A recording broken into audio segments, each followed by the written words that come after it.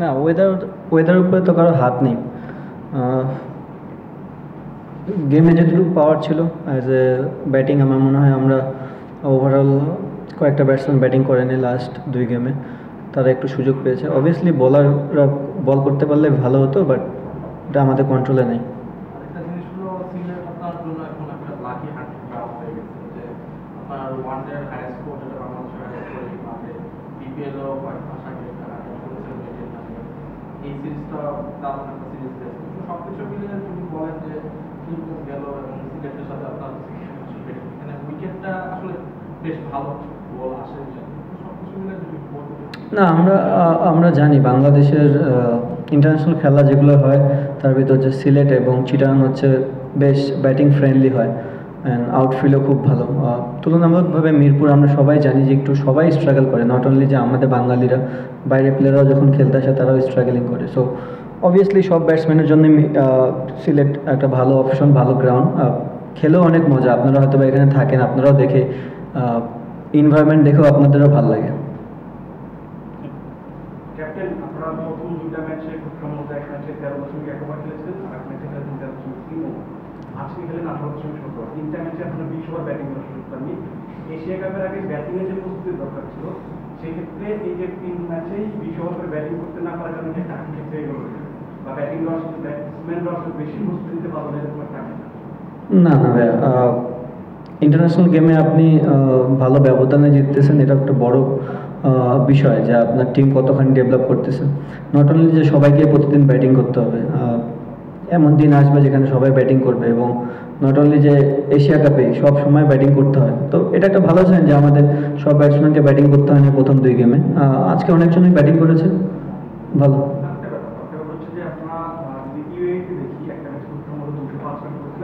পরে বলিং হয়ে গেছে, তখন পাকিস্তানও প্রায় 200 রান ব্যাট করছে। আজকে যদি বাংলাদেশ পরে বলিং করতে পারতো, সেক্ষেত্রে ওই যে চ্যালেঞ্জটা মোকাবেলা করার যে সুযোগ ছিল সেটা আরো বেটার হতো, চ্যালেঞ্জটা ভালো হতো।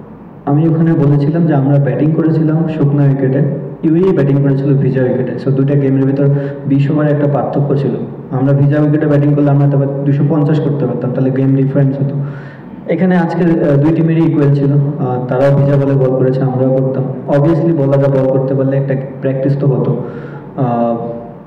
এখন হয় না, এটা নিয়ে আর কিছু করার নেই, যেহেতু ওয়েদারের উপরে আমাদের কোনো কন্ট্রোল নেই। পাওয়ার প্লের সময় প্রায় সময় দেখি বাংলাদেশকে অনেকগুলো রান করতে ইউরসেলফ স্কোর অনেক ফ্রিলি। আজকে যখন পাওয়ার প্লে সময় ব্যাটিং করছেন, এরপর একটা ব্রেক হয়, ব্রেকের পর পাওয়ার প্লে পরের দিকে একটু বক ডাউন হয়ে যেতে দেখি প্রায় সময়। ইস্যুটা এক্স্যাক্টলি কোথায়? আজকে রেইন ব্রেক ছাড়া ওভারঅল ফিল্ড স্প্রেড আউট হয়ে যাওয়ার পর কি রান করার ডিফিকাল্টিটা অনেক বেশি বেড়ে যাচ্ছে, এবং সেটা নিয়ে কি একটা কনসিয়াস এফর্ট আছে কিনা টিমের ইমপ্রুভ করার? না, যদি আপনি ওভারঅল 18 ওভার খেলা দেখে থাকেন, ফার্স্ট পাওয়ার প্লেতে যে বোলারগুলো বল করেছিল তাদের বল খুব একটা ঘুরে নেই, বাট আফটার পাওয়ার প্লে পরে যে বলারটা বল করেছে তার বল কিন্তু বেশ টার্ন করতেছিল। সো উইকেটে যখন হেল্প হয়, অ্যাজ এ বোলিং ইউনিটে যখন হেল্প পায়, তখন ব্যাটিংয়ের রান রেট কমবে, এটাই স্বাভাবিক। এখানে যে কোনো ব্যাটসম্যান ব্যাটিং করলে তার রান রেটটা কমতো, but at the same time আমরা কিন্তু ভালো ফিনিশের পথে যাচ্ছিলাম। আলটিমেটলি আপনি গেমটাকে কীভাবে বিল্ড করতেছেন, অ্যাজ এ টিম কতখানি টোটাল দিতে পারতেছেন। আমি কিন্তু ম্যাচ শুরুর আগে বলেছিলাম যে 180 আমার কাছে মনে হয় এটা গুড স্কোর। আমরা ওই পথে যাচ্ছিলাম, যদি পুরো খেলা হতো অথবা 180 বা 190ও যেতে পারতো। সো ভালো স্কোর হতো।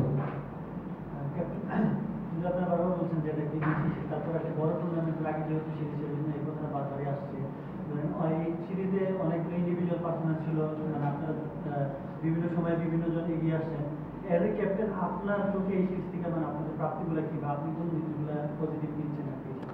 না, ওভারঅল সব দিক দিয়ে আমার কাছে মনে হচ্ছে পজিটিভ। যারাই ম্যাচ খেলার সুযোগ পেয়েছে তারাই ভালো ক্রিকেট খেলেছে, এক্সেপ্ট সাইফ, যে কিনা কিছুই করতে পারলো না বিকজ অফ সে ব্যাটিংও করেনি, বলিংও করেনি। বাদ বাকি তো সবারই একটা হলেও গেম খেলার সুযোগ হয়েছে। সো আমার কাছে মনে হয় প্র্যাকটিস করাটা ইম্পর্টেন্ট, তার থেকেও বেশি ইম্পর্টেন্ট প্র্যাকটিসের থেকে ম্যাচে আপনি কতখানি ডেলিভার করতে পারতেছেন। সো আপনি ম্যাচ খেললে আপনার ইমপ্রুভমেন্ট বাড়বে, গেম সেন্স বাড়বে। আমার মনে হয় আমরা এখন ওয়েল প্রিপেয়ার্ড এশিয়া কাপে যাওয়ার জন্য। আমি ফার্স্টে বলেছি যে আমরা যে ক্যাম্পটা করেছি এটা নট অনলি এই সিরিজের জন্য, সামনে যতগুলো খেলা থাকবে আমার মনে হয় তার জন্য আমরা প্রিপেয়ার্ড, কারণ এত ভালো ক্যাম্পিং কখনোই আমি দেখিনি। ফিটনেস তো অবভিয়াসলি আপনি মিরপুরে থেকেও করতে পারবেন, বাট যে টাইপের ক্রিকেট আমরা খেলতে চাচ্ছি, যে টাইপের প্র্যাকটিস আমরা করতে চাচ্ছিলাম, সেটা সিলেটে একমাত্র পাওয়া গেছে। সো আমার কাছে মনে হয় ওভারঅল আমাদের এই জার্নিটা খুব ভালো ছিল। এই বিশ্বকাপের আগে যখন ক্যাপ্টেন্সি চলে গেল, তখন গণমাধ্যম কিংবা সামাজিক যোগাযোগ মাধ্যমে কথা চলতেছিল যে রিটন ক্যাপ্টেন্সি এনজয় করে না। পরবর্তীতে আপনি ডিনাই করছেন না, আসলে এটা কে বলছে। তো যাই হোক, এখন হচ্ছে টিম পারফর্ম করতেছে, আপনি রান করতেছেন, ক্যাপ্টেন্সিটা কতটা এনজয় করতেছেন, এবং যখন যেহেতু আসলে সামনে আমাদের এশিয়া কাপ মিশন, সেখানটাতে ক্যাপ্টেন হিসেবে আপনি দল কিংবা দেশকে কি বলতে চান? ফার্স্ট অফ অল, আমার মুখ দিয়ে কখনো শুনছেন যে আমি এনজয় করি কি করি না। সো কিছু কিছু সময় শোনার কথা কান না দেওয়া ভালো। সেকেন্ড হচ্ছে, আমি অনেক এনজয় করি বলেই দায়িত্বটা নিয়েছি। অবভিয়াসলি আমাদের ব্যাক টু ব্যাক অনেকগুলো সিরিজ ভালো ক্রিকেটও হয়েছে, আমি পারফর্ম করতেছি, এটাও টিমের জন্য দরকার, কারণ অ্যাজ এ লিডার যখন একটা পারফর্ম করবে না, টিম কিন্তু মোরালি একটু ডাউন থাকে। সো এদিক দিয়ে বলবো, আমার টিমে সবাই পারফর্ম করতেছে, তো আমারও একটা চ্যালেঞ্জ ছিল যে আমাকেও যেন সেই ইনপুটটা দিতে পারি, আমি যেন পারফর্ম করতে পারি। ওই দিক দিয়ে আমি ভেরি হ্যাপি যে আমি টিমের একটা পার্ট হিসাবে ইম্প্যাক্ট রাখতে পারতেছি। আর একটা জানি কি বললেন, এশিয়া কাপে কি দিতে চান দলকে? এশিয়া কাপে ভালো ক্রিকেট খেলতে চাই। ভালো ক্রিকেট খেলার উপর তার কোনো কিছু নেই, আপনি ভালো ক্রিকেট খেললেই জিতবেন, তাছাড়া জিততে পারবেন না। ক্যাপ্টেন, যেহেতু আপনারা একটা লম্বা সময় প্রস্তুতি নিয়েছেন এই সিরিজটা এশিয়া কাপকে সামনে রেখে, অনেক ইন্ডিভিজুয়াল কিছু ব্যাপার হয়তো ছিল, একটা টিম প্ল্যান হয়তো ছিল, যেগুলো দিয়ে কাজ হয়েছে, এই সিরিজটাতে সেগুলো ইমপ্লিমেন্ট করার হয়তো একটা চেষ্টা ছিল, কতটুকু করতে পেরেছেন, বা কোনো ধরনের কোনো এখনো ঘাটতি আছে কিনা, যেগুলো হয়তো তার সামনে দিনগুলোতে এশিয়া কাপের আগে আপনারা শেষ করবেন? না, আমার কাছে মনে হয় না খুব একটা ঘাটতি আছে।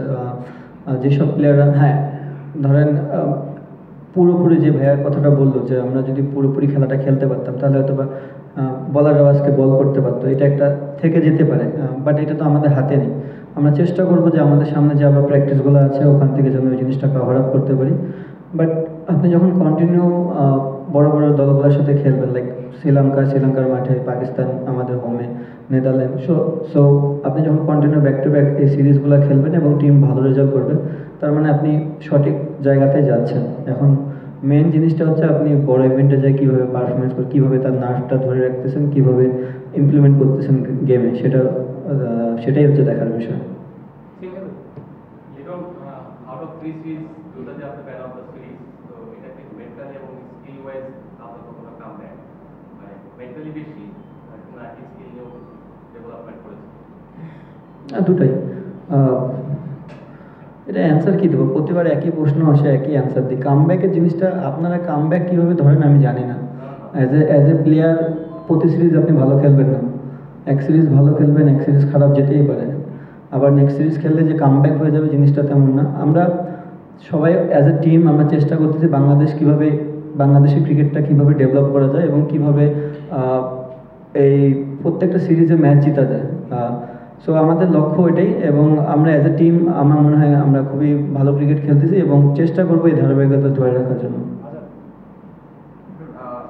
মাঝে মাঝে তো প্লেয়ারদের রোলটা চেঞ্জ করা হয়। হৃদয় গত 1 বছরে তার ব্যাটিং প্রায় চেঞ্জ হয়ে গেছে, মানে তার ক্যারিয়ারে সবচেয়ে কম স্ট্রাইকার এই বছর, মানে 110-এর মধ্যে, এবং রানটাও কম। এটা কার সময় আছে নাকি আপনারা যেহেতু রোল চেঞ্জ করেন এবং ব্যাট করে এমন সময় যেটা খুব ক্রুশিয়াল, আজকে যেমন 4 ওভারে 57 রান, পরে 9 ওভারে রান হয়েছে 77 বা 77 কিছু বেশি, এটা হয়তো 100 হতে পারে। মানে রোলটা চেঞ্জ করছে নাকি তার সময়টা খারাপ? দেখেন, পার্টিকুলার দিনে দেখবেন আপনি এরকম স্ট্রাগল আসতে পারে, আমি এটা নিয়ে একদমই ওয়ারিড না। আই নো হৃদয় কী করতে পারে আমাদের টিমের জন্য। আমার অ্যাজ এ ক্যাপ্টেন হিসেবে আমার ফুল বিলিভ আছে যে সে এশিয়া কাপে যায় ঘুরে দাঁড়াবে এবং সে ভালো ক্রিকেট খেলবে। বাট আপনাকে বুঝতে হবে, যখন একটা ব্রেক ছিল, ব্রেকের পর যখন পাওয়ার প্লের পরে আমরা দুজনেই ব্যাটিং করতেছিলাম, আমিও কিন্তু স্ট্রাগল করতেছিলাম। ডেফিনেটলি তাদের লেফট আর্ম স্পিনটা খুব ভালো বল করতেছিল। সো একটা জিনিস হয় কি, কোনো ব্যাটসম্যান সেট হয়ে খেলা আর কোনো ব্যাটসম্যান আইসাই যদি একটু ভালো ডেলিভারি পেয়ে যায়, তার জন্য একটু ডিফিকাল্ট হয়। তো আমার কাছে মনে হয় হৃদয়ের আজকের ব্যাটিংটা টোটালি আনলাকি ছিল, যে ও যখন ব্যাটিংয়ে নেমেছে 2 দিক দিয়ে লেফট আর্ম স্পিন বল করতেছিল এবং তারা উইকেট থেকে যথেষ্ট পরিমাণে হেল্প পাচ্ছিল। বাট আমি হৃদয়কে নিয়ে একদমই ওয়ারিড না, আমার মনে হয় সে বিগ ম্যাচের প্লেয়ার এবং সে ঘুরে দাঁড়াবে। ক্যাপ্টেন, এশিয়া কাপের জন্য সিলেটের প্রস্তুতিটা খুব ভালো হয়েছে, তো বড় টুর্নামেন্টে এশিয়া কাপ বা বিশ্বকাপের মতো টুর্নামেন্টে কেউ নিজেদের ফেভারিট বলে, কেউ আন্ডারডগ বলে চিন্তা করে, অধিনায়ক হিসেবে আপনি আসলে বাংলাদেশকে কোথায় দেখছেন? আমি কোনো জায়গায় দেখতেছি না, আমি যাব ক্রিকেট খেলতে, ভালো ক্রিকেট খেলার চেষ্টা করবো। ক্যাপ্টেন একই প্রশ্ন বারবার আসছে, তারপরে বলতে চাচ্ছি যে এশিয়া কাপের একটা বড় মঞ্চ, তাহলে সেম অ্যান্সার দিয়ে দিই। না সেই মঞ্চে যাওয়ার আগে একটু ভিন্ন সেই মঞ্চে যাওয়ার আগে আপনি যে খানিকটা দুর্বল দল পেলেন, বিশেষ করে নেদারল্যান্ডসকে বিপক্ষে আপনার খেললেন, এতে আপনি কতটা সন্তুষ্ট এবং আপনাকে আসলে মনে করছেন যে প্রস্তুতিটা পরিপূর্ণ হলো, নাকি ভারতকে পেলে বা অন্যান্য শক্তিশালী দল পেলে আরেকটু বেটার প্রস্তুতি হতো? আপনার কি মনে হয়? এই মুহূর্তে আর কোনো দল ছিল না আসার জন্য বাংলাদেশে। যদি আসতো হয়তো বা ইন্ডিয়া আসতো, তখন আবার এই প্রশ্নের অ্যান্সার দিতেন আপনি, আপনারা হয়তো বেশি ভালো দল পেয়ে গেছেন, প্রস্তুতি কি ভালো হলো কিনা। দেখেন, এই ধরনের প্রশ্ন করলে অ্যান্সার দেওয়াটা খুব ডিফিকাল্ট। এখন যদি আমি বলি আপনারে আপনি ভালো সাংবাদিক না উনি ভালো সাংবাদিক, তাহলে জিনিসটা আপনার গায়ে লাগবে। ইন্টারন্যাশনাল ক্রিকেটে প্রত্যেকটা বড় দল, প্রত্যেকটা ভালো দল, সো আপনাকে সেম রেসপেক্টটা করতে হবে এবং আমরা ওই রেসপেক্ট করে ক্রিকেট খেলি। আমরা চেষ্টা করি আমাদের কীভাবে ডে বাই ডে ইমপ্রুভ করা যায়।